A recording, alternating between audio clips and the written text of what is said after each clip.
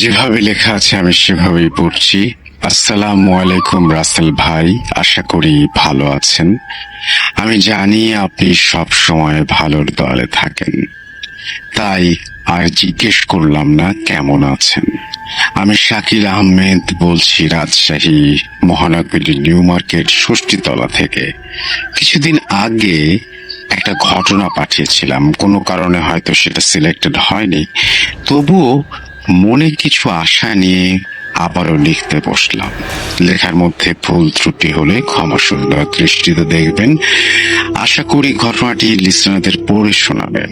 ঘটনাটি লিসনারদের পড়ে শোনালে খুব খুশি হব এবং পরবর্তীতে ঘটনা পাঠাতে উৎসাহিত হব। সামনে আমাদের ডিপ্লোমা ইঞ্জিনিয়ারিং ফাইনাল পরীক্ষা। অ্যাডমিট কার্ড নেয়ার জন্য কলেজে যাই। কলেজ থেকে অ্যাডমিট কার্ড নিয়ে বের হব, তখনই আমার খুব পুরনো একটা বন্ধুর সাথে দেখা হয়। দুজনে কলেজ থেকে অ্যাডমিট কার্ড নিয়ে গল্প করতে করতে যাচ্ছিলাম। যেহেতু অনেক ভালো বন্ধু, কলেজে যখন প্রথম ভর্তি হয় তখন একসাথে কলেজ হোস্টেলে ছিলাম, একই ডিপার্টমেন্টে পড়তাম, পাশাপাশি হোস্টেলে একই রুমে থাকতাম। সে কারণে বন্ধুত্বটা একটু বেশি ঘনিষ্ঠ ছিল। আমার সেই বন্ধুর নাম হৃদয়, বাসা নওগাঁ জেলা, আত্রাই থানায়। কথায় কথায় তাকে এক পর্যায়ে জিজ্ঞেস করে বসি, বন্ধু, তোর শরীর দিন দিন কেমন শুকিয়ে যাচ্ছে, বড় কোনো অসুখ বিসুখ হয়েছে নাকি? তখন আমার একটা হাত নিয়ে তার ডান হাতের কনুইয়ের একটু ওপর রাখলো এবং বলল, এটা কি দেখো, কিছু আন্দাজ করতে পারো? শার্টের ওপরে হাত দিয়ে আমি একটু আমতা আমতা করে বলি, মনে হচ্ছে একটা তাবিজ। তখন হৃদয় বলল, হ্যাঁ বন্ধু, তাবিজ এটা। তখন একটু আগ্রহ নিয়ে জিজ্ঞেস করলাম, কিসের তাবিজ এটা? তখন হৃদয় বলল, আমার উপর ব্ল্যাক ম্যাজিক করা হয়েছে। আমি তখন মনে মনে একটু খুশি হলাম। এ তো মেঘ না চাইতে বৃষ্টি। অনেক দিন থেকে একটা ব্ল্যাক ম্যাজিকের ঘটনা খুঁজছিলাম ভূত.com-এ পাঠানোর জন্য।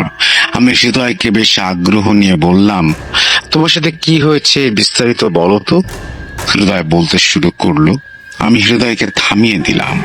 রাস্তায় দাঁড়িয়ে না শুনে, চলো বর্ণালীতে চায়ের দোকানে গিয়ে চা খেতে খেতে তোমার ঘটনা শুনবো। এই বর্ণালীতে এসে 2 কাপ চা নিয়ে রেল লাইনের পাশে 2টা চেয়ার নিয়ে বসলাম। হৃদয় তখন চায়ের কাপে চুমুক দিতে দিতে ঘটনা বলা আরম্ভ করলো। হৃদয় যেভাবে বলেছে আমিও সেভাবেই বলছি। আসলে আমার জীবনে ছোটবেলা থেকে এরকম অনেক ঘটনা হয়েছে। আমাদের খুব কাছের একটা মানুষ আমার উপরে কালো জাদু করেছিল, যার জন্য আমার শরীরের এই অবস্থা দেখছো। আর যে তাবিজটা, সেটাও ওই জন্য বাধা। যেন আমি একবার কালো জাদু শিখতে গিয়েছিলাম। বাদ দাও সেসব কথা। কালো জাদু শিখতে গিয়ে কি হয়েছিল সেসব পরে একদিন বলবো। এখন শোনো, আমার উপরে কিভাবে কালো জাদু করা হয়েছিল। সময় 2018। আমি তখন এসএসসি পাশ করে রাজশাহীতে তোমাদের সাথে ডিপ্লোমা ইঞ্জিনিয়ারিং এ ভর্তি হয়েছি। ছুটিতে গ্রামের বাড়িতে যাওয়ার পর দেখি আমার বড় মা, মানে আমার বড় চাচার বউ, নানা রকমের পিঠা, অনেক ধরনের তরকারি তৈরি করে আমাদের বাড়িতে নিয়ে যেত। মা সেগুলো আমাকে খেতে দিত না। আমি যদি মাকে জিজ্ঞেস করতাম কেন খেতে দিবা না, কি সমস্যা, মা কিছু বলতো না, কিন্তু খেতে দিত না। এমনি এক ছুটিতে গ্রামের বাড়িতে গিয়েছি। আমার বড় মা আমাকে এসে বলছে, বাবা হৃদয়, আমাকে একটা কবুতরের বাচ্চা জবাই করে দাও তো। আমি তার কথা মতো জবাই করে দিয়েছি। রাতের বেলা সেই কবুতরের মাংসের একটু তরকারি আমাদের বাড়িতে দিয়ে যায়। মা আমাকে কিছুতেই খেতে দেবে না। কবুতরের মাংস ছিল আমার খুব পছন্দের, তাই 2 টুকরা মাংস খেয়ে নেই। তারপর 10 থেকে 15 দিন পর মূলত আসল সমস্যা শুরু হয়। এক রাতে শুয়ে শুয়ে ফোনে ফেসবুক দেখছিলাম। হঠাৎ আমার রুমের পশ্চিমের জানালার কাছ থেকে কর্মর কর্মর শব্দ শুনতে পাচ্ছি। প্রথমে ভেবেছিলাম কুকুর হয়তো হাড় চিবাচ্ছে, কিন্তু একটু পর ক্রমশই শব্দ বেড়ে যাচ্ছে। এক সময় জানালার কাছে গেলে বুঝতে পারি পশ্চিমের জানালা থেকে দক্ষিণের জানালায় কি যেন হেঁটে চলে গেল, এবং দক্ষিণের জানালা তো কেউ যেন দাঁড়িয়ে আছে, মহিলা বা পুরুষ, এবং মহিলা বা পুরুষ মিশ্রিত কর্কশ একটা কণ্ঠস্বর শুনতে পেলাম। শব্দ শুনতে পাচ্ছিস? শব্দ ঠিক এইভাবে কর্মর করে হাড় চিবিয়ে খাবো। আমি প্রথমে ভেবেছিলাম কেউ হয়তো দুষ্টুমি করে আমাকে ভয় দেখাচ্ছে। সেদিন রাতে শুয়ে পড়ি, আর কোনো সমস্যা হয়নি। কিছুদিন পরে এক রাতে হঠাৎ বাথরুমে যাওয়ার জন্য রুম থেকে বের হয়েছি। বলে রাখা ভালো, আমাদের বাড়ির চারিদিকে প্রাচীর দিয়ে ঘেরা, বাথরুমও বাড়ির ভেতরে, কিন্তু বাড়ির আঙিনায় টিউবওয়েল। বাথরুম থেকে বের হয়ে হাত মুখ ধোয়ার জন্য যেই টিউবওয়েলের কাছে হাতল ধরেছি, তখন আমার চোখ ওপরে যায়। আমি যা দেখি কোনো মানুষ যেন তা না দেখে এবং দেখতে চাইবে না, কোনো মানুষ সেটি দেখার জন্য প্রস্তুত নয়।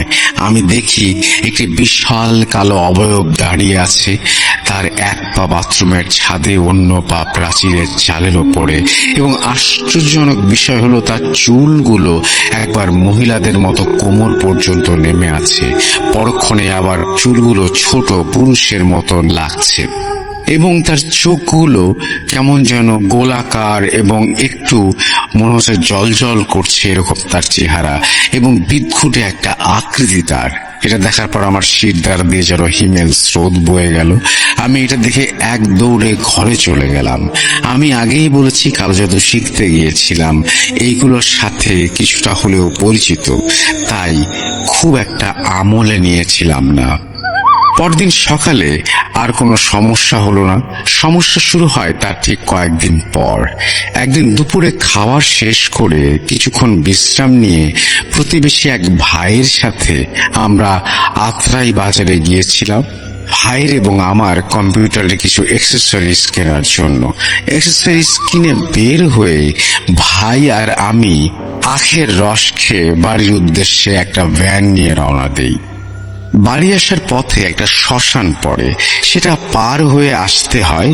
শ্মশানের কাছে আসতেই ভ্যানটা অটোমেটিক বন্ধ হয়ে যায়। তখন মাত্র দুপুর গড়িয়ে বিকেল হয়েছে। ভ্যানটা ছিল ব্যাটারি চালিত। ভ্যানওয়ালা ভ্যান থেকে নেমে বলল, ভাই, ভ্যানের পিকআপ নষ্ট হয়ে গেছে, আর যাওয়া যাবে না, আপনারা অন্য একটা ভ্যান নিয়ে চলে যান। তখন ভ্যান থেকে নেমে হেঁটে আসার সময় মনে হলো আমাকে কে যেন কেউ মাটিতে ঠেসে ধরেছে, মনে হচ্ছে মাটির ভেতরে ঢুকিয়ে দেবে। আমার পা সামনের দিকে যাচ্ছে না, কোনো এক অদৃশ্য শক্তি আমার পা দুটোকে মাটির ভেতরে ঢুকিয়ে নেবার চেষ্টা করছে, এবং আমি একটা টান অনুভব করছি। কোন রকম বড় ভাইয়ের কাঁধ ধরে অনেক কষ্ট করে হিঁচড়ে পিছড়ে শ্মশান পার হতে না হতেই আমার পায়ের শক্তি ফিরে এলো। তখনও মাথাটা ঝিমঝিম করছিল। ভাবলাম চা খেলে যদি মাথার ঝিমঝিম ভাবটা কেটে যায়। তাই পাশের দোকানে বসে চা খেয়ে অন্য একটা ভ্যান নিয়ে বাসায় চলে আসি। বাসায় এসে রুমে ঢুকে শুয়ে পড়ি। কিছুক্ষণ পর আমার পুরো শরীরে ঝাঁকুনি দিয়ে জ্বর আসে, এবং 3টা কম্বল নিয়ে শুয়ে থাকার পরেও যেন শীত কমছে না। ছোট বোন আমার রুমে আমাকে ডাকতে আসে, এবং এই অবস্থা দেখে এক দৌড়ে মাকে ডেকে নিয়ে আসে, এবং মা এসে আমাকে জিজ্ঞেস করলো কি হয়েছে। আবার বাবাকে গিয়ে বলে, দেখো তো ছেলেটা বাইরে থেকে উল্টাপাল্টা কিছু খেয়ে এসেছে নাকি। বাবা এসে আমাকে জিজ্ঞেস করে, কি খেয়েছিস বাইরে গিয়ে? আখের রস আর চা খেয়েছি। তখন বাবা চিন্তা করেন এইসব হওয়ার কারণ কি। তখন আমি বাবাকে আমার সাথে এতদিন ঘটে যাওয়ার সব ঘটনা খুলে বলি। বাবা একটা হুজুরের কাছে নিয়ে যান আমাকে। হুজুর এসে আমাকে ঝাড়ফুঁক করে এবং একটা তাবিজ দিয়ে চলে যান। কিন্তু কয়েকদিন পর আমার অবস্থার একটু উন্নতি হয় না, বরং অবনতি হতে থাকে। শরীর শুকিয়ে যায়, মনে হচ্ছে হাড্ডির ওপর শুধু চামড়ার প্রলেপ, আর চোখগুলো গর্তের ভেতরে চলে গেছে, চোখের নিচ দিয়ে কালি পড়ে গেছে। এগুলো দেখে আমাদের এক প্রতিবেশী বাবাকে এক হিন্দু কবিরাজের খোঁজ দেন। সেদিন বাবা সেই কবিরাজকে ফোন দিলে তিনি বলেন কোনো এক কাজের জন্য আজকে আসতে পারবে না, মোবাইলের মাধ্যমে কিছু ঝাড়ফুঁক দিয়ে দেয় এবং পরশুদিন আমাকে নিয়ে যেতে পারবে বলে জানায়।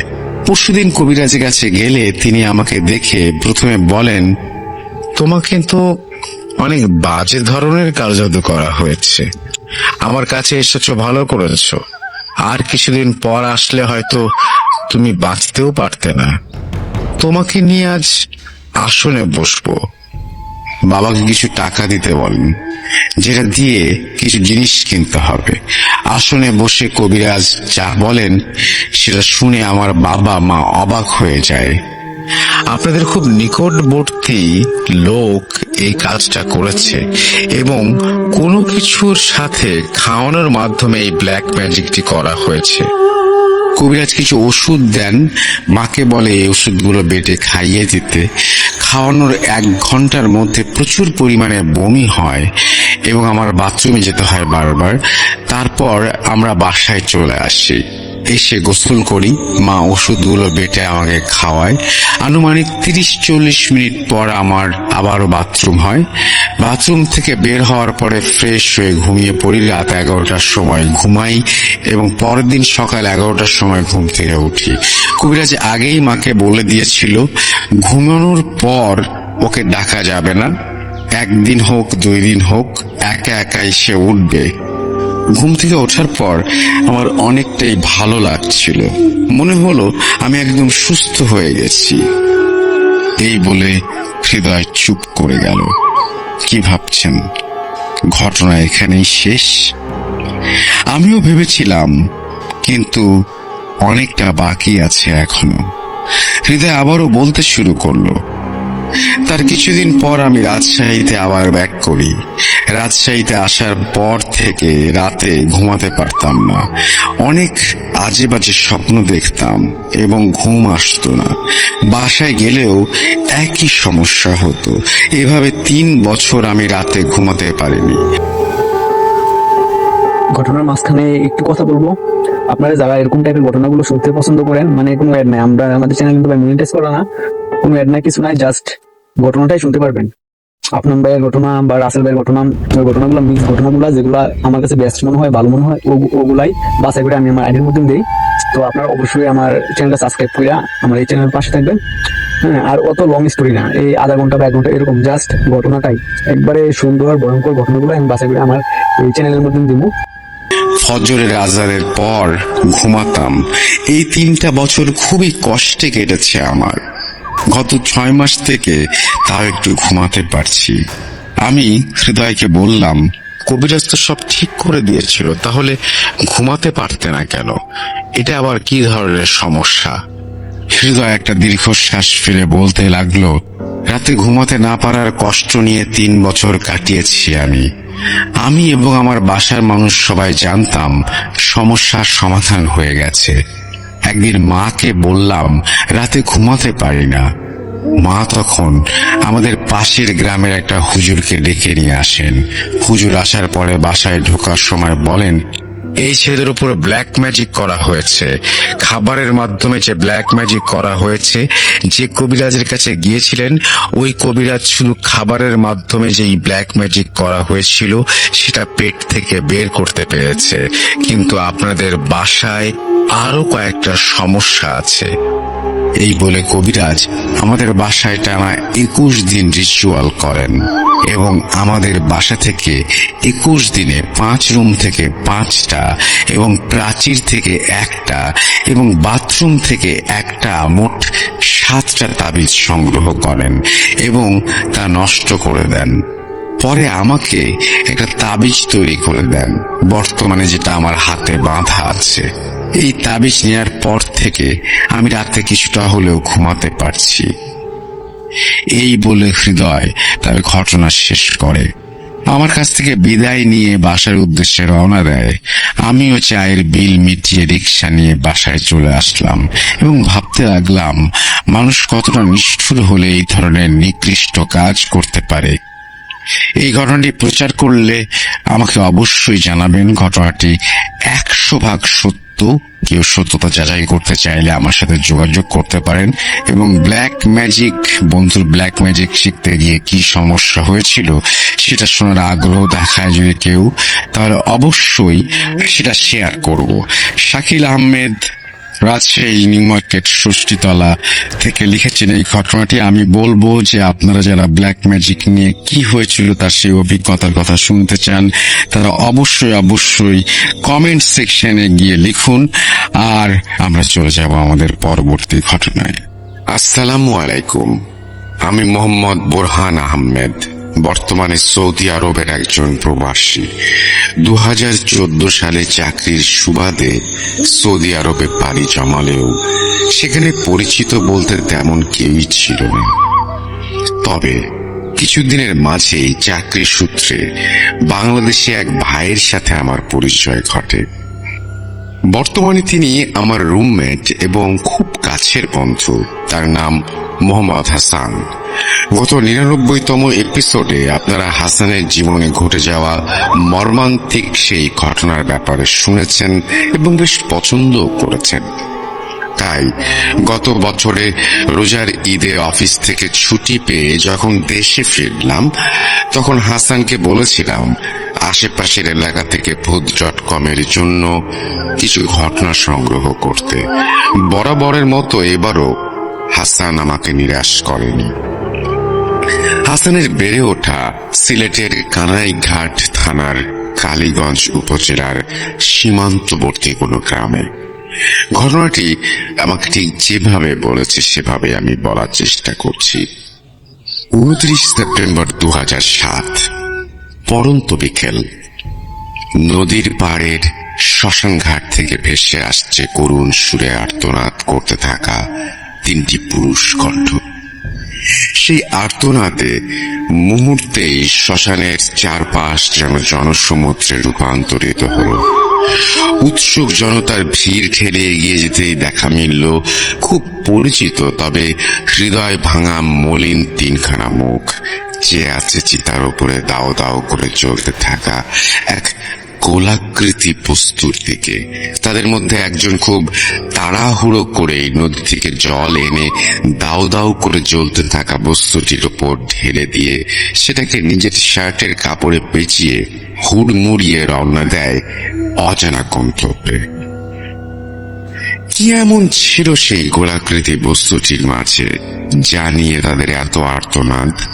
জানতে হলে একটু অপেক্ষা করতে হবে। আমি মারা গেলে আমাকে কবরে নিস না, আমার লাশটা শ্মশানে নিয়ে পুড়িয়ে দিস। ভাই, কখনো কি শুনেছেন কোন মুসলমানের সন্তান এই ধরনের নাজায়েজ কথা বলে? জানি শুনেননি, কিন্তু এই উক্তিটি আমি কেন আপনাকে বললাম জানেন? শুনুন বলছি। মোহাম্মদ আব্দুল করিম আমার নানার নাম।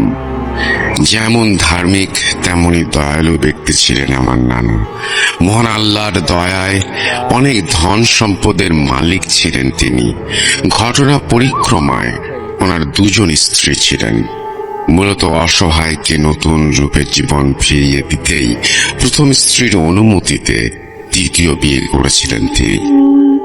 আমার নানার প্রথম পক্ষের সন্তান বলতে ছিলেন 3জন, আমার মা, আমার 2 মামা, মোহাম্মদ আব্দুল কাদের ও মোহাম্মদ রফিক। কাদের মামা ছিলেন সবার বড় এবং আমার মা সবার ছোট। অপরদিকে দ্বিতীয় পক্ষের ছিলেন একজন ছেলে এবং এক মেয়ে। যদিও আমার নানা তার 2 পরিবারের জন্য আলাদা বাসস্থানের ব্যবস্থা করেছিলেন, তবুও 2 পরিবারের সবাই সবার সাথে খুব সৌহার্দ্যপূর্ণ আচরণই করত এবং বেশ মিলেমিশেই চলত। তবে নানা তার বেশিরভাগ সময় আমার নানুর বাড়িতেই কাটাতেন, অর্থাৎ তার প্রথম পক্ষের স্ত্রীর বাড়িতেই থাকতেন। একটা সময় আমাদের কালীগঞ্জ উপজেলায় হিন্দু সম্প্রদায়ের অনেক লোকের বসবাস ছিল। আমার নানা মূলত তাদের সাথে ব্যবসা করে অনেক অর্থ সম্পদের মালিক হয়েছিলেন। সেই সূত্রে কালীগঞ্জ টুকের বাজার এলাকায় বেশ কিছু পরিমাণ জায়গা জমিও ছিল তার। সময়টা 2005 সালের দিকে। নানার বয়স তখন আনুমানিক 60 বছর হবে। শেষ বয়সে এসে নানা যখন তার সম্পদের ভাগ বাটোয়ারা করে দিচ্ছিলেন, তখন তার দুটি বাড়ি দুজন স্ত্রীর নামে লিখে দেন এবং জায়গা জমি বিক্রি করে কিছু নগদ অর্থ দুই পরিবারের সন্তানদের জন্য দিয়ে দেন।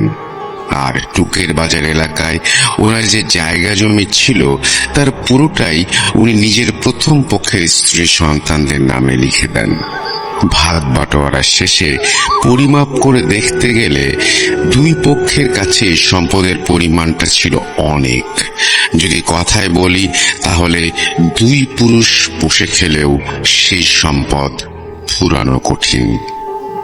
এরপর সবকিছু বেশ ভালোই চলছিল। তবে হঠাৎই একদিন আমার নানার সাথে তার দ্বিতীয় পক্ষের স্ত্রী সন্তানদের কোনো একটা বিষয় নিয়ে মতের অমিল দেখা যায় এবং বাগ বিতণ্ডার এক পর্যায়ে তাদের সাথে সম্পর্কে ভাঙন ধরে যায়। কিন্তু কেন এমনটা হলো বা হচ্ছে তা নিয়ে নানা আমাদের কখনো পরিষ্কারভাবে কিছু জানান।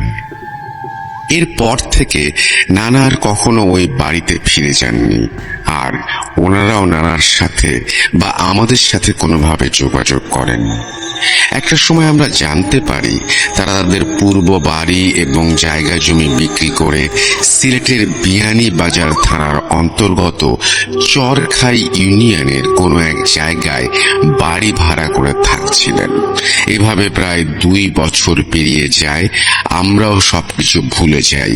এদিকে আমার ছোট মামা রফিক পড়াশোনা এবং চাকরির জন্য লন্ডনে পাড়ি জমান এবং বড় মামা কাদের তার বাবার সাথে টুকের বাজার এলাকায় কনস্ট্রাকশনের জিনিসপত্র অর্থাৎ রড সিমেন্টের দোকান দিয়ে ব্যবসা শুরু করে।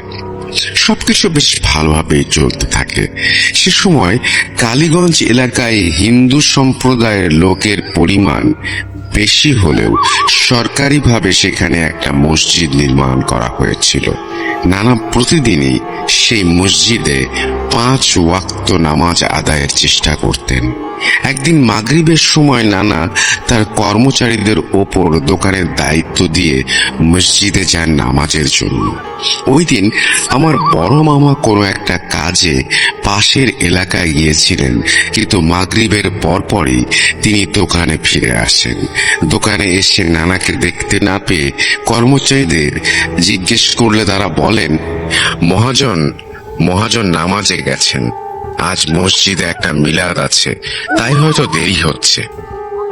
কর্মচারীদের কথা শুনে মামা বলেন তার শরীরটা আজ একটু খারাপ, তাই তিনি বাড়ি ফিরে যাচ্ছেন। এশার নামাজের পর যেন তারা দোকান বন্ধ করে নানাকে বাড়ি পৌঁছে দিয়ে যায়। এই বলে মামা দোকান থেকে বাড়ি ফিরে আসেন। কিন্তু এশার সময় পেরিয়ে যায়, রাত বেড়ে যায়, নানা বাড়ি ফিরছিলেন না। দোকানে খদ্দের বেশি ভেবে মামা আরেকটু অপেক্ষা করতে থাকেন, কিন্তু হঠাৎই দুজন জেলে চিৎকার চেঁচামেচি করতে করতে মামাদের বাড়ির দিকে ছুটে আসেন। মামা তাদের চিৎকার চেঁচামেচির কারণ জিজ্ঞেস করলে তারা বলেন, কাদের, তোমার আব্বার অবস্থা খুব খারাপ। গ্রামের কিছু লোক মিলে তোমার আব্বাকে ধরাধরি করে কালীগঞ্জ বাজারে একজন ডাক্তারের কাছে নিয়ে গেছে, তোমরা তাড়াতাড়ি ওখানে যাও। জেলে দুজনের কথা শুনে বাড়ির সবার মাথায় যেন আকাশ ভেঙে পড়ল।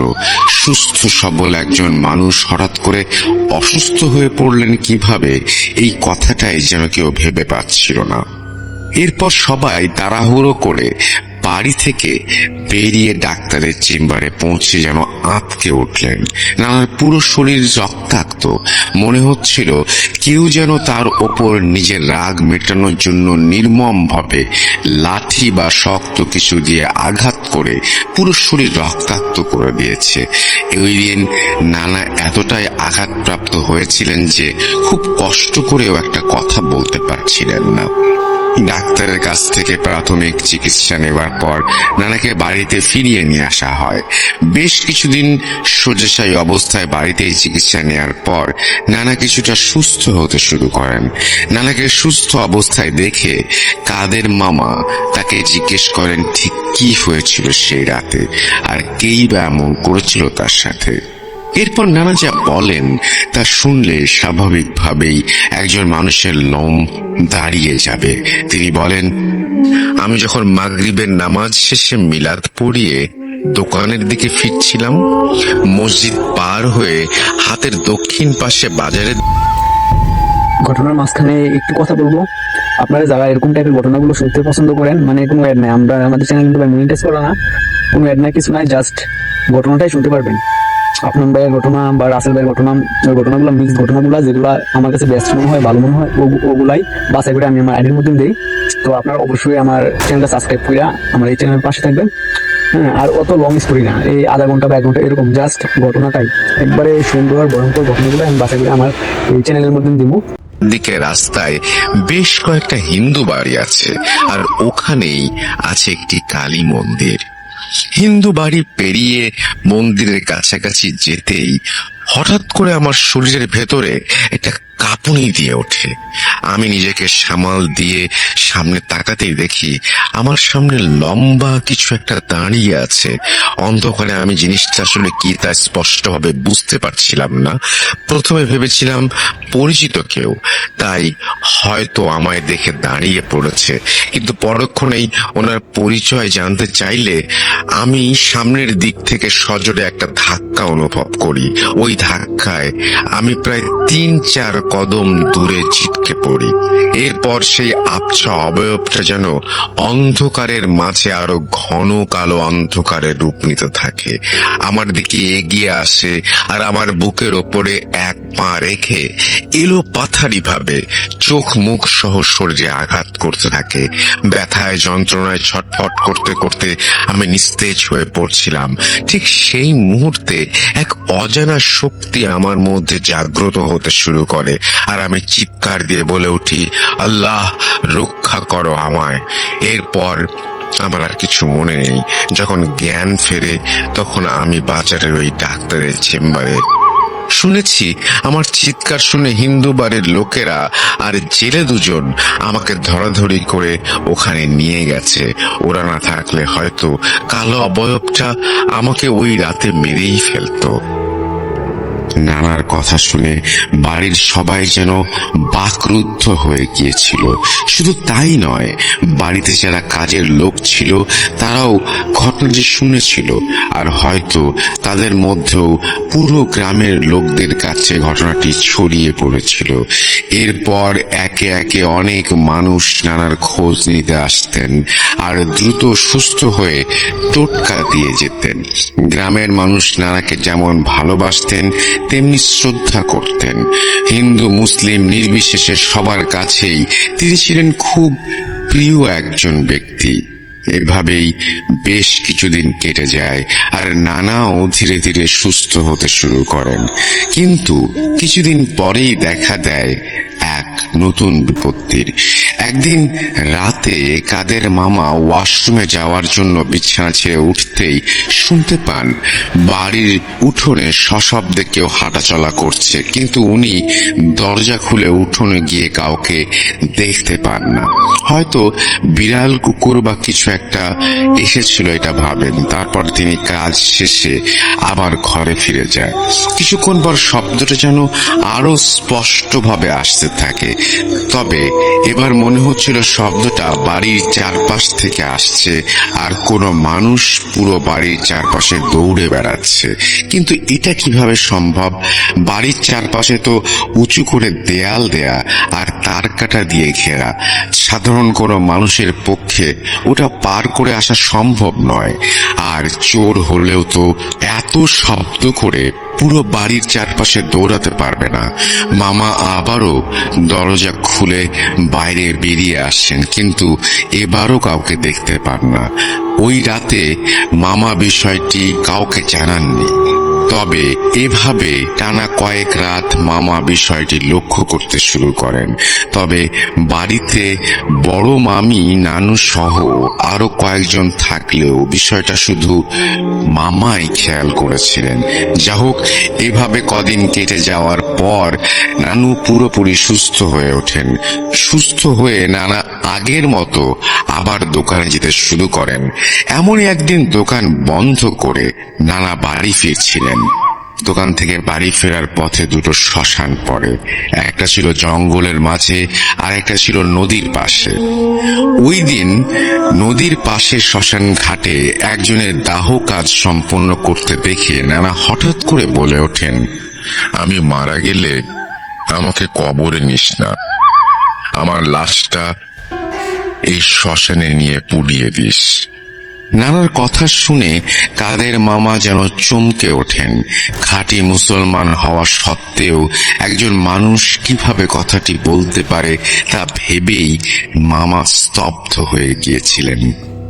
তিনি মনে মনে তওবা করে নানাকে এমনটা বলার কারণ জিজ্ঞাসা করলে কিছুক্ষণ চুপ থেকে তিনি বলেন, যেটা বললাম সেটাই করিস, আমাকে শ্মশান ঘাটে এনেই পুড়িয়ে দিস। এরপর কাদের মামা কোনো কথা না বলে একটু ভয়ে ভয়ে নানাকে ধরে বাড়ি ফিরিয়ে নিয়ে আসেন। বাড়ি ফিরে কাদের মামা নানির সাথে নানার কথাগুলো শেয়ার করলেও নানি তখন কথাটা খুব একটা গ্রাহ্য করেননি। কিন্তু এর ঠিক পরের দিন সকাল থেকে নানা অসুস্থ হয়ে পড়েন। গ্রামের ডাক্তারদের কাছ থেকে প্রাথমিক চিকিৎসা নিয়েও এবার কোনো কাজ হচ্ছিল না। পরবর্তী চিকিৎসার জন্য নানাকে সিলেটের ওসমানী মেডিকেলে ভর্তি করা হলেও বিশেষ কোনো উপকার হয়নি। নানা ধীরে ধীরে শুকিয়ে যাচ্ছিলেন আর খাওয়া দাওয়াও কমিয়ে দিয়েছিলেন। দুর্বলতার কারণে ঠিকমতো হাঁটাচলা করতে পারছিলেন না তিনি। দিন দিন অবস্থার অবনতি হতে থাকায় কাদের মামা তার ছোট ভাই রফিকের সাথে যোগাযোগ করেন এবং তাকে লন্ডন থেকে দেশে ফিরে আসতে বলেন। রফিক মামাও বিভিন্ন মাধ্যমে যোগাযোগ করে 2 সপ্তাহের মাঝে দেশে ফিরে আসেন। কিন্তু এই সময়ের মাঝে নানা আরো অসুস্থ হয়ে পড়েন। তাকে ঢাকা মেডিকেলে নিয়ে গেলেও সেখানেও ডাক্তাররা তার কোনো রোগ শনাক্ত করতে পারেননি। মাত্র 2 মাসে নানার শরীরের অবস্থা এতটাই খারাপ হয়ে গিয়েছিল যা বলার মতো না। তাকে দেখে মনে হচ্ছিল যে বহু বছর যাবৎ কোনো রোগে আক্রান্ত হয়ে চিকিৎসাহীনতায় ভুগে শরীরের এমন হাল বানিয়েছেন। একটা সময় ডাক্তাররা প্রায় সব আশা ছেড়ে দিয়ে বলেন, ওনার বয়স হয়ে গিয়েছে, তাই বার্ধক্যের কোনো রোগ দেখা দিয়েছে। আপনারা ওনাকে বাড়ি ফিরিয়ে নিয়ে যান এবং ভালোভাবে দেখাশোনা করুন, ওনার ইচ্ছেগুলো পূরণের চেষ্টা করুন। এরপর নানাকে ঢাকা মেডিকেলে ফিরিয়ে নিয়ে আসা হয়। কিন্তু ওই 2 মাসের মধ্যে নানা শুধু একটা কথাই বলতেন, শোন, তোদের উদ্দেশ্যে আমার একটাই কথা, আমি মারা গেলে আমাকে শ্মশানে নিয়ে পুড়িয়ে দিস। নানার কাছ থেকে বারবার একই কথা শুনতে শুনতে একটা সময় ছোট মামা বড় মামার সাথে আলোচনা করে বাড়িতে একজন হুজুর নিয়ে আসার কথা চিন্তা করেন। বড় মামাও এই বিষয়ে সম্মতি জানান। তাই পরদিন বিকেলেই টুকের বাজার জামে মসজিদের হুজুর সাহেবকে বাড়িতে নিয়ে আসা হয়। ইমাম সাহেব এসে নানাকে ঝাড়ফুঁক করে বিষয়গুলো বোঝার চেষ্টা করেন, কিন্তু তিনিও কিছু বুঝতে পারেন না। বরং বলেন, ওনার মতো একজন ধর্মভীরু এবং সৎ মানুষের সাথে কে এমন শত্রুতা করবে, আর শেষ বয়সে কেই বা তার ক্ষতি করতে চাইবে। এরপর আরো কিছু কথা বলে ইমাম সাহেব বিদায় নেন। ওই রাতে বাড়িতে ঘটে এক অদ্ভুত ঘটনা। হঠাৎ করে মাঝরাতে টিনের চালে প্রচন্ড পরিমাণে ঢিল পড়তে শুরু করে। বাড়ির সবাই নিজ নিজ ঘর থেকে বাইরে বেরিয়ে এসে মাটিতে কেন ঢিল পড়ছে দেখতে থাকেন, কিন্তু তখনও অনবরত টিনের চালে ঢিল পড়েই যাচ্ছে। তারপর থেকেই বাড়ির সবাই বুঝতে পারেন যে তাদের সাথে অতি প্রাকৃত কিছু ঘটছে। ওই রাতে সবাই এক ঘরে থেকে কোনো মতে রাতটা পার করে দেন। পরদিন ফজরের আজান দিতেই বড় মামা আর ছোট মামা বাজারের মসজিদের সেই ইমাম সাহেবের সাথে দেখা করেন এবং সব ঘটনা খুলে বলে ভালো একজন হুজুরের সন্ধান চান। সবকিছু শোনার পর ইমাম সাহেব একজন হুজুরের খোঁজ দেন যার বাড়ি ছিল পিরোজপুর এলাকায়। ইমাম সাহেবের কাছ থেকে সব তথ্য নিয়ে মামা সেই হুজুরের সাথে দেখা করার জন্য পিরোজপুরের উদ্দেশ্যে রওনা দেন এবং সৌভাগ্যক্রমে তার সাথে দেখাও হয়। পরবর্তীতে হুজুরকে সবটা জানানো হলে তিনি বাড়িতে গিয়ে এক রাত থাকার অনুমতি চেয়ে নেন এবং মামাদের সাথে নিয়ে সেদিনই উপস্থিত হন। মাঝরাত সবাই হুজুরের সাথে বাড়ির ভেতরে বসে কোনো এক বিষয়ে কথা বলছিলেন। ঠিক তখনই হঠাৎ করে বাড়ির চারপাশে ঘূর্ণিঝড়ের মতো পরিবেশ সৃষ্টি হয়। মনে হচ্ছিল ঘূর্ণিঝড়টা যেন মুহূর্তের মধ্যে সবকিছু লন্ডভন্ড করে দেবে। এমন সময় হুজুর বাইরে বেরিয়ে গিয়ে আমাদের সবাইকে বাড়ির ভেতরে থাকতে বলেন আর দরজা বন্ধ করে দিতে বলেন। প্রায় ঘন্টাখানেক পর ঝড় থেমে গেলে হুজুর ক্লান্ত পরিশ্রান্ত অবস্থায় বাড়ির ভেতরে প্রবেশ করেন। কাদের মামা তাকে ধরাধরি করে ভেতর নিয়ে এসে বসালে তিনি যা বলেন তা ছিল শ্বাসরুদ্ধকর।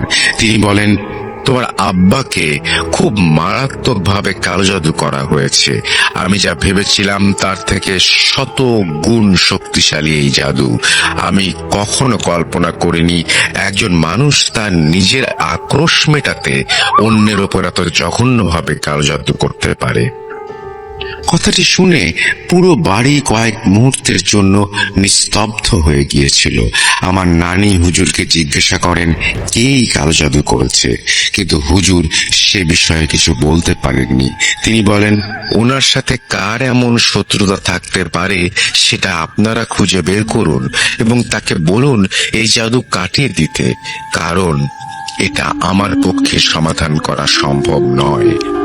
হুজুরের সাথে কথোপকথন চলাকালীন সময়ে ছোট মামা পাশের ঘরে বসে এই সব কিছু নিয়ে চিন্তা করছিলেন। ঠিক এমন সময় হঠাৎ করে তিনি চেঁচামেচি করতে শুরু করেন। পাশের ঘর থেকে উঠে সবাই ছোট মামার ঘরে ঢুকেই দেখতে পান তিনি মাটিতে পড়ে আছেন আর তার বাম কান দিয়ে রক্ত গড়িয়ে পড়ছে। সবাই ধরাধরি করে মামাকে বিছানায় বসিয়ে দিয়ে সবটা জিজ্ঞেস করলে তিনি বলেন, আমি বিছানায় বসে বাবার বিষয়টা নিয়ে ভাবছিলাম। ঠিক এমন সময় মনে হলো কোনো আবছা কালো অবয়ব দেয়াল ভেদ করে ঘরে ঢুকে আমার দিকে এগিয়ে আসছে। আমি উঠে দাঁড়াতেই অবয়বটা আমাকে সজোরে একটা চড় মেরে মাটিতে ফেলে দেয়। ছোট মামার কথা শুনে হুজুর সবাইকে অবাক করে দিয়ে এমন কিছু রোমহর্ষক তথ্য দিয়ে যান যা শুনলে যে কারো রূহ কেঁপে উঠবে। কিন্তু সেই তথ্যগুলো আমার ঘটনার শেষে উল্লেখ করব। হুজুর চলে যাওয়ার আগে বাড়িতে কোনো একটা কোরআন খতম দেওয়ার কথা বলে যান, এতে করে নাকি যিনি কালো জাদু করেছেন তার নাম জানতে সুবিধা হবে। পরদিন সকালে এই দুই মামা সেই হুজুরের কথা মতো বাড়িতে মাদ্রাসার ছাত্র ডেকে নিয়ে এসে কোরআন খতম দেওয়ান এবং তাদের জন্য খাবারের আয়োজন করেন। এরই মধ্যে বড় মামা সেই হুজুরকে বলেছিলেন তিনি যেন বড় কোনো হুজুরের সন্ধান দেন, এক্ষেত্রে যত টাকা লাগে মামা তা বহন করতে রাজি। ঘটনার মাঝখানে একটু কথা বলবো। আপনারা যারা এরকম টাইপের ঘটনাগুলো শুনতে পছন্দ করেন, মানে কোনো অ্যাড নাই, আমাদের চ্যানেল কিন্তু মনিটাইজ করা না, কোনো অ্যাড নাই, কিছু নাই, জাস্ট ঘটনাটাই শুনতে পারবেন। আপনার ভাইয়ের ঘটনা বা রাসেল ভাইয়ের ঘটনা, ওই ঘটনাগুলো মিক্স ঘটনাগুলো যেগুলো আমার কাছে বেস্ট মনে হয়, ভালো মনে হয়, ওগুলাই বাছাই করে আমি আমার আইডির মধ্যে দিই। তো আপনারা অবশ্যই আমার চ্যানেলটা সাবস্ক্রাইব করে আমার এই চ্যানেলের পাশে থাকবেন। হ্যাঁ, আর অত লং স্টোরি না, এই আধা ঘন্টা বা 1 ঘন্টা এরকম জাস্ট ঘটনাটাই একবারে সুন্দর ভয়ঙ্কর ঘটনাগুলো আমি বাছাই করে আমার এই চ্যানেলের মধ্যে দিব। কোরআন খতম দেওয়ার ঠিক পর মুহূর্তেই সেই হুজুর তার গুরুকে নিয়ে বাড়িতে উপস্থিত হন। বড় হুজুরকে সবটা জানিয়ে তার কাছে সেই কালো জাদুকারীর নাম জানতে চাইলে তিনি সময় চেয়ে নেন। তিনি একটা কথা খুব স্পষ্টভাবে বলেন, আপনাদের বাড়িতে 2টি জিনের বসবাস আছে, তারা খুবই শক্তিশালী এবং বরাবরই আপনাদের ক্ষতি করার সুযোগ খুঁজছে। তাদের মধ্যে একজন হিন্দু আর একজন মুসলমান, তাই আমি ফিরে না আসা পর্যন্ত খুব সাবধানে চলাফেরা করবেন। ওই দিনের পর থেকে সমস্যাগুলো ধীরে ধীরে বাড়তে শুরু করে। অসময়ে ঘরের চালে ঢিল পড়া, জিনিসপত্র ওলট পালট হয়ে যাওয়া, নুপুরের আওয়াজ, হঠাৎ করেই যেখানে সেখানে আগুন জ্বলে ওঠা, বাড়ির আশেপাশে ভয়ঙ্কর বিষধর সরীসৃপ দেখতে পাওয়া সহ নানান সমস্যা দেখা দিতে শুরু করে। এদিকে নানাও তার অসুস্থতার চরম পর্যায়ে পৌঁছে গিয়ে নিজের অন্তিম মুহূর্তের অপেক্ষা করতে থাকেন, আর বারবার শুধু একটা কথাই বলতে থাকেন, আমি মরে গেলে আমাকে ওই শ্মশানে নিয়ে পোড়াস। তবে নানা সেদিন আরো কিছু অদ্ভুত কথা বলেছিলেন। তিনি হঠাৎ করে বলে ওঠেন, ও সব সময় আমাকে শ্মশানে যেতে বলে, আমাকে শ্মশানে নিয়ে যা, আমাকে শ্মশানে রেখে আয়। তোরা যদি আমাকে শ্মশানে নিয়ে না যাস, দেখবি ও একদিন আমাকে নিয়ে চলে গেছে। কিন্তু ও যদি আমাকে শ্মশানে নিয়েই যায়, তাহলে খুব কষ্ট দিয়ে নিয়ে যাবে। তাই তোরা নিয়ে গেলেই আমি বাঁচি। নানার কথা শুনে সবাই রীতিমতো অবাক হয়ে থাকেন। আসলে উনি কি বলতে চাইছেন, কেন বলতে চাইছেন, আর বারবার একই কথা কেন বলছেন, সেটা কেউ ভেবে পাচ্ছিলাম না। এভাবে দুদিন কেটে যায়। যাওয়ার পরে বড় হুজুর তার দূতের মাধ্যমে আমাদের কিছু তথ্য দিয়ে পাঠান। তিনি জানান যে দুজন জিন মামাদের বাড়িতে অবস্থান করছে, তাদের মধ্যে হিন্দু জিনটিকে কালো জাদুর মাধ্যমে শুধুমাত্র নানার ওপর চালান করা হয়েছে, আর মুসলমান জিনকে পুরো বাড়ির মানুষের জন্য চালান করা হয়েছে। হুজুরের কাছ থেকে এই তথ্য পাওয়ার পর বাড়ির সকলেই বেশ চিন্তিত হয়ে পড়েছিলেন। আসলে এর শেষ কোথায়, আর কেই বা তাদের এত বড় ক্ষতি করতে চাইছে? অনেক ভাবনা চিন্তার পরও কেউ এর সমাধান খুঁজে পাচ্ছিলেন না। এর কিছুদিন পর আমাদের পরিবারের সাথে ঘটে যায় মর্মান্তিক হৃদয় বিদারক এক ঘটনা। বড় হুজুর নিজে এসে কাদের মামাকে সেই কালো জাদুকারীর নাম জানিয়ে যান, কিন্তু সেই ব্যক্তির নাম এবং কেন পুরো পরিবার তার উপর কালো জাদু করেছিল সেই কথা আমি ঘটনা শেষ অংশে টুইস্ট হিসেবে রেখে দিচ্ছি। তবে তিনি একজন মানুষ ছিলেন যার কথা পরিবারের কেউ কল্পনাতেও আনতে পারেনি। হুজুরের সাহায্যের জন্য চট্টগ্রামের হাটহাজারী মাদ্রাসার একজন আলেমের সাথে যোগাযোগ করা হয়েছিল। তিনি নাকি জানিয়েছিলেন, যদি পুরো পরিবারের ক্ষতি না চান তাহলে আপনার বাবাকে ওনাদের সাথে চলে যেতে দিন, অন্যথায় সবাইকে বড় সমস্যার সম্মুখীন হতে হবে। আপনার বাবাকে এতটাই জঘন্যভাবে কালো জাদু করা হয়েছে যে তা থেকে রক্ষা পাওয়া অসম্ভব। কিন্তু এটা কিভাবে সম্ভব? কেউ কি কখনো তার পরিবারের সদস্যের মৃত্যু নিজের চোখের সামনে দেখার জন্য প্রস্তুত থাকবে? কখনোই না। তাই বাড়ির সবাই নিজেদের জীবন বাজি রেখে চেষ্টা চালিয়েছিলেন নানাকে বাঁচানোর জন্য। হুজুরের কাছ থেকে সব তথ্য সংগ্রহের পর নানা অসুস্থ হতে শুরু করেন, আর বারবার বলতে থাকেন, ওরা আমাকে নিয়ে গেলে খুব কষ্ট দিয়ে মারবে, তাই তোরাই আমাকে শ্মশানে রেখে আয়। তাই ওই দিন বিকেলে কাদের মামা নানার দ্বিতীয় পক্ষের স্ত্রী অর্থাৎ তার সৎ মায়ের বাড়ির উদ্দেশ্যে রওনা দেন। সেখানে গিয়ে তিনি নানার অসুস্থতার কথা সবাইকে জানান এবং তাদেরকে বাড়ি নিয়ে আসেন নানার সাথে দেখা করানোর জন্য। ওই পরিবারের 3 জন সদস্যই সেদিন বাড়িতে আসেন এবং নানার শরীরের অবস্থা দেখে খুব কষ্ট পান। এতদিন তার সাথে কোনো প্রকার যোগাযোগ না রাখার কারণেও বেশ আফসোস করেন, কিন্তু সেই মুহূর্তে আফসোস করে আর কি বা হবে। এরপর থেকে নানার প্রথম এবং দ্বিতীয় পরিবার একসাথেই থাকতে শুরু করেন। যদিও এটা নিয়ে গ্রামের মানুষেরা নানান কথা বলছিলেন, আর বলাটাই স্বাভাবিক। এই সবকিছুর মাঝে পুরো পরিবারকে বাঁচানোর জন্য কাদের মামা নিজের জীবন ঝুঁকির মুখে ফেলে একটা কাজ করে বসেছিলেন। কিন্তু ওই যে বলেছিলাম, এই সবকিছু ঘটনার শেষ অংশের টুইস্ট হিসেবে রেখে দিচ্ছি। ক্ষমা করবেন, শেষবারের মতো না হয় একটু অপেক্ষা করেই দেখুন, ইনশাল্লাহ নিরাশ হবেন না। এরপর আসে সেই বিভীষিকাময় দিন। হুজুর বাড়ির সবাইকে বলেছিলেন নানাকে খুব চোখে চোখে রাখতে। কালো জাদুর আলামত পাওয়ার টানা 3 মাস নানাকে চোখের আড়াল হতে দেননি কেউ। কিন্তু একদিন বিকেলে আসরের নামাজের পর বাড়ির সবাই যে যার মতো কাজে ব্যস্ত ছিলেন, এমন সময় নানি কোনো একটা কাজ করতে ঘরের ভিতরে যেতেই চিৎকার দিয়ে জ্ঞান হারিয়ে ফেলেন। নানির চিৎকার শুনে সবাই দৌড়ে ঘরের ভেতরে গিয়ে যে দৃশ্যের সম্মুখীন হন তা ভাষায় প্রকাশ করা অসম্ভব। সবাই দেখেন মাথাবিহীন অবস্থায় নিথর দেহ নানা বিছানায় পড়ে আছেন, আর পুরো বিছানা সহ মেঝেতে তাজা রক্তের বন্যা বয়ে চলেছে। বাকিটুকু আপনাদের কারোরই বুঝতে আর বাকি নেই, আল্লাহ আমাদের ক্ষমা করুক।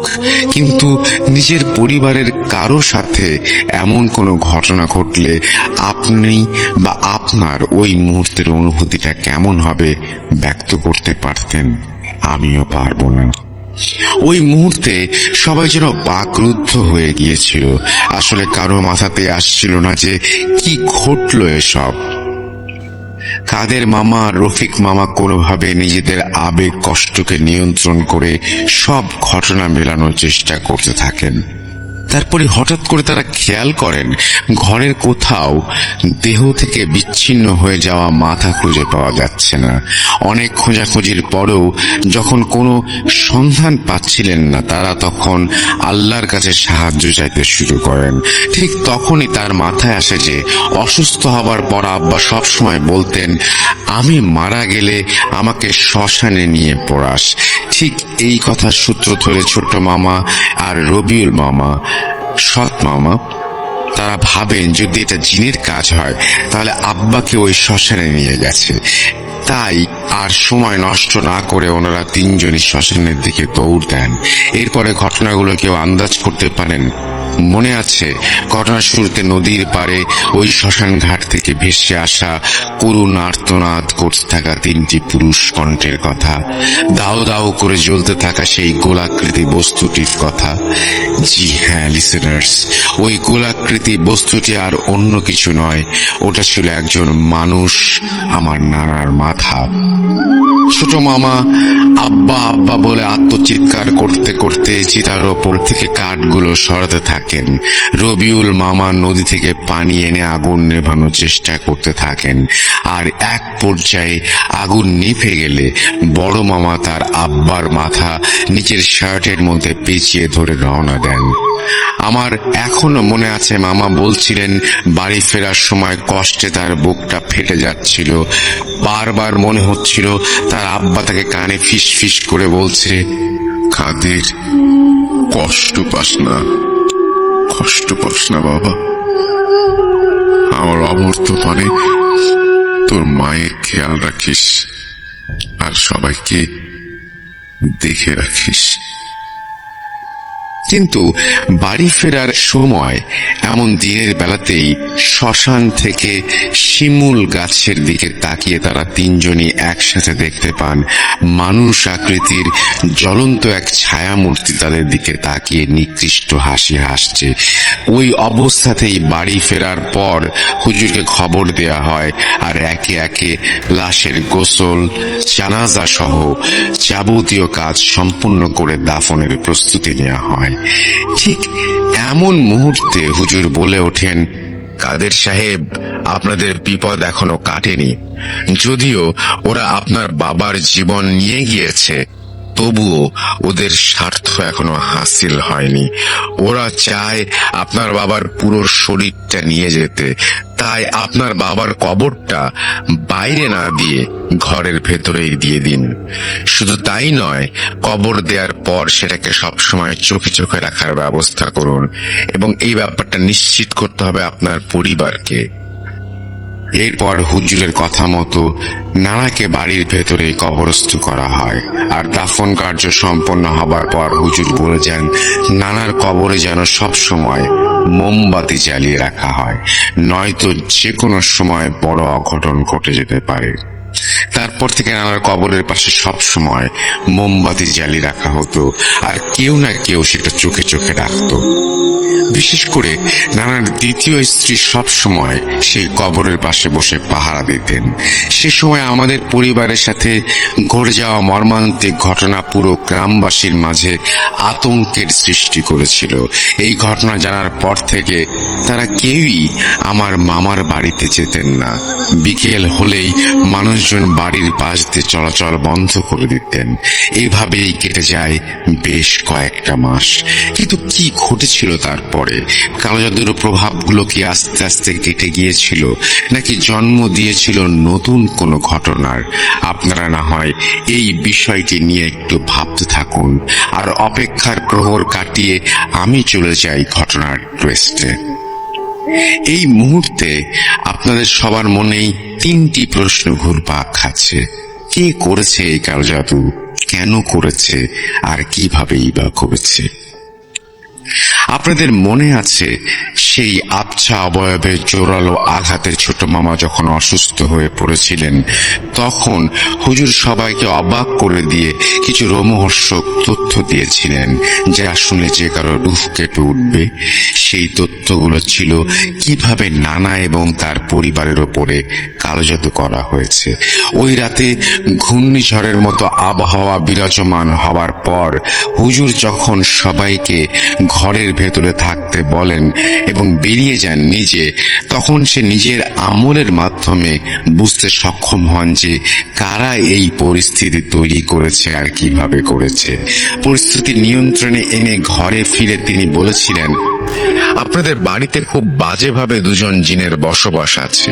তাদের ক্ষমতা আমার তুলনায় শতগুণ বেশি।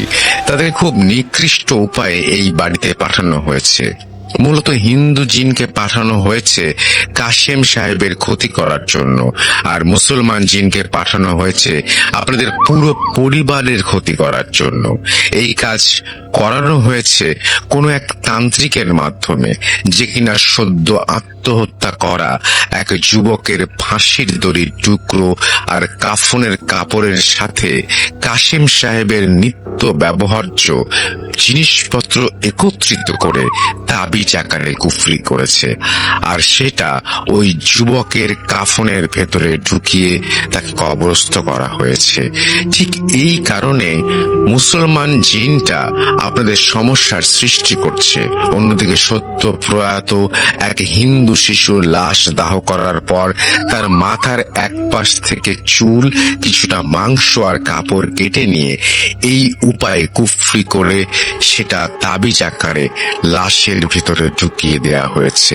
কিন্তু এখানে খুব গুরুত্বপূর্ণ একটা বিষয় আছে।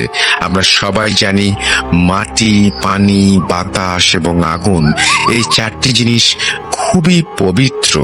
বিশেষ করে জাদুটোনার কাজে জিনিস আগুনে পুড়িয়ে দিলে সেটা আর কোনোভাবে কাজে লাগে না।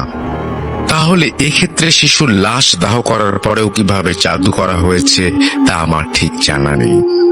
নিশ্চয় এখানে ত্রিপাক্ষিক কোনো বিষয় আছে।